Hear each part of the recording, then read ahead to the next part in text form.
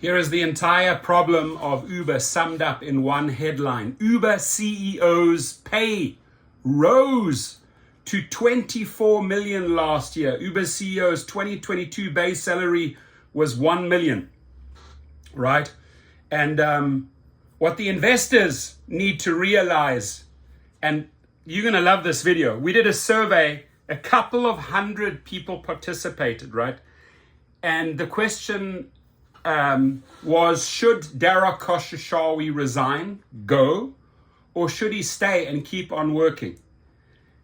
Out of a few hundred drivers that participated, only one said maybe, not even have him stay, but maybe he should stay. Every other, and you could say 99.9% said go, resign. So that's going to be a great video.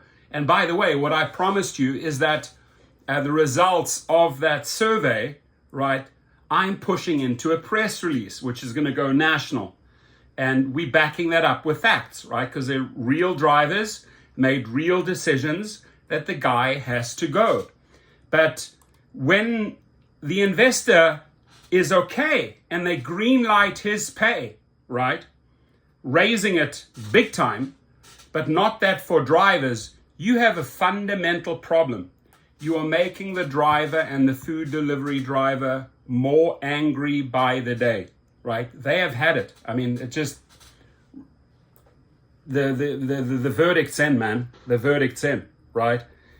We surveyed, and every single person said this clown needs to go, right? That's not me. That's basically drivers saying he's screwed up the company, he's not taking care of drivers, he's incompetent, he's a clown, he's this, he's that. I mean, people were very, very vocal, and we're going to cover that in a video. So let's dive in here into this video. And Uber CEO's pay rose to $24 million last year. By Levi Sumagazi. March 29, 2023, 7:56 a.m. Eastern Time. really, Uber Technologies Incorporated Chief Executive Dara Khosrowshahi's total compensation last year rose 22% to $24.3 million, the company disclosed Tuesday. The Uber CEO's pay package included his $1 million base salary, about $14.3 million in stock awards, about $5.9 million in option awards, a $2.9 million bonus, and nearly $170,000 in other compensation that was mostly attributed to personal travel and security costs, according to the company proxy that was filed with the Securities and Exchange Commission. The filing attributed Khosrowshahi's compensation to Uber's 2022 gross bookings climbing 33% year over year, and adjusted earnings before interest, taxes, depreciation and amortization, or EBITDA, rising by $2.5 billion year over year. let's stop right there for a second. 33%, right? How about we apply that 33% to drivers and food delivery drivers? How about we pay them 33% more than their current ratings? Why are investors making this fatal mistake, right? Stroking this fool, paying this clown, right? When they know that the rest of the army, millions of drivers worldwide, just filing lawsuits, pissed off, leaving, you name it, right? And you're not addressing that. However, you're addressing one individual. You're sending the wrong message to the people making your money. We care about one person and one person only. We do not care a continental F about the rest of you. That is sad, my friends. That is a sad message that his salary got boosted by so much. In addition, the company's number of monthly active driver and couriers rose 23%, and its global base of drivers and couriers is now at a record of nearly 5.4 million, which the company also pointed to as an accomplishment for the CEO. Khosrowshahi's 2022 compensation was about double his pay package from 2020, when he waived his salary from May to December because of the coronavirus pandemic. The 2022 CEO to employee pay ratio, which the company is required to disclose, was 316 to 1, an increase from 2021, according to the filing. The annual median pay for Uber's 32,900 employees worldwide was $76,767. The number of employees rose, while the median pay decreased from the previous year.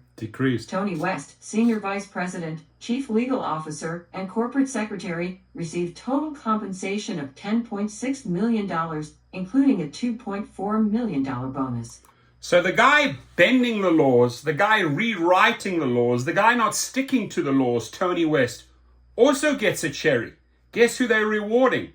The people that are engaging in legal fights with the drivers, right? Taking them on. And this is a battle we have to win in 2023, my friends. And it starts with the, 2 strikes a week at the airports for 365 days running. They will understand that Tony West's increase, Dara Khosrowshahi's increase is not in alignment, right, with the overall picture of this company, right? That the majority, that the 5.4 million people are being sidelined here, right? The people that are circumventing the law, I'm just going to say it as it is, right, are actually being rewarded. That, my friends, is a sad thing. Among his accomplishments listed in the proxy was regulatory progress related to the company's goal of treating its drivers and couriers as independent contractors and not employees. That progress came in the form of establishing 4 labor partnerships around the world, advancing Uber's vision of the independent contractor plus model by supporting bills in Washington state and Chile, and championing and exceeding progress targets for the implementation of Proposition 22 in California. The total compensation of other top Uber executives last year. Nelson Chai, Chief Financial Officer, $12.3 million. Jill Hazelbaker, Senior Vice President, Marketing and Public Affairs, $8.2 million. Nikki Krishnamurti, Senior Vice President and Chief People Officer, $7.2 million. Investors will vote on one shareholder proposal at the company's annual general meeting on.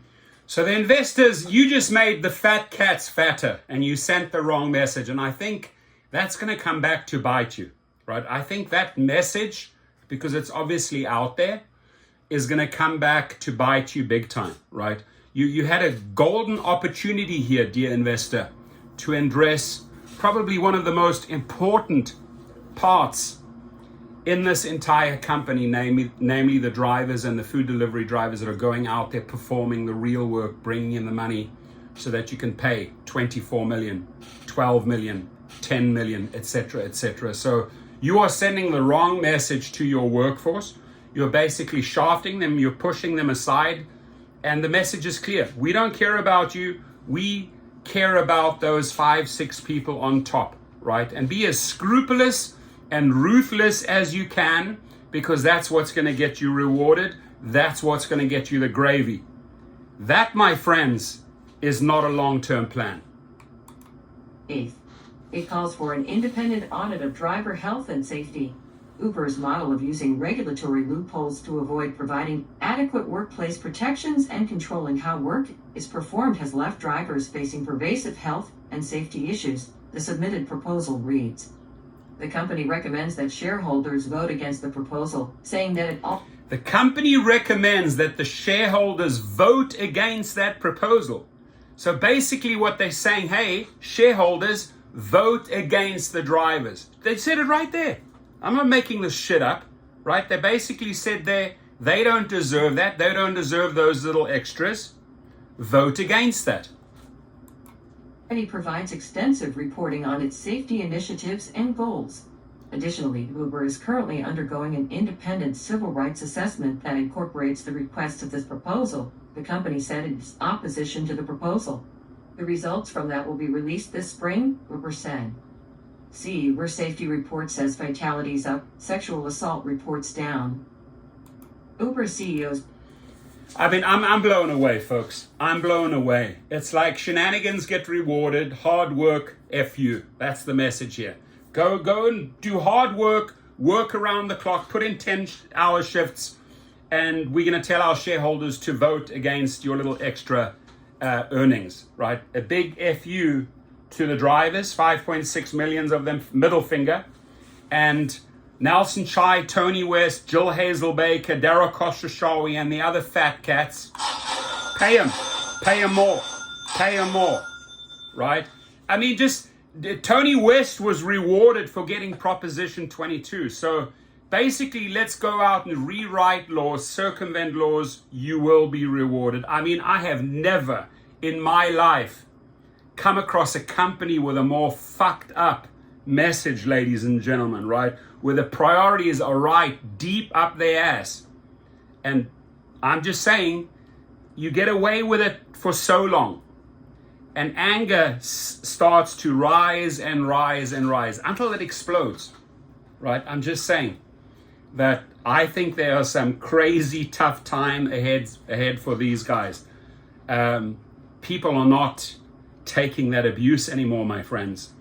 2023, I'm going to be there battling, right? We rise up and we fight. This formula that they're pushing is wrong. Your comments, please.